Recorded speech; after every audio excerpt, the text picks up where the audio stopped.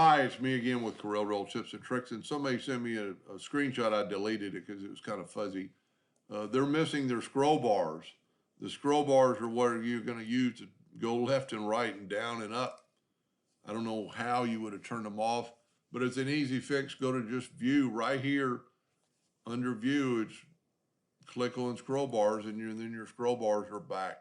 If you ever have a problem like this and something was there and it's missing, I just always suggest just turn Corel off, hold down the F8 key while you're reloading it. It'll set everything back to default because this is most definitely default. And the same thing, you could turn off your rulers.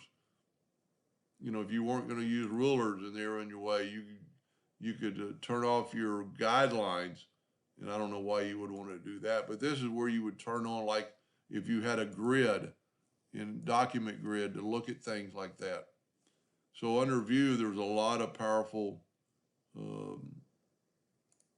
things you can basically view.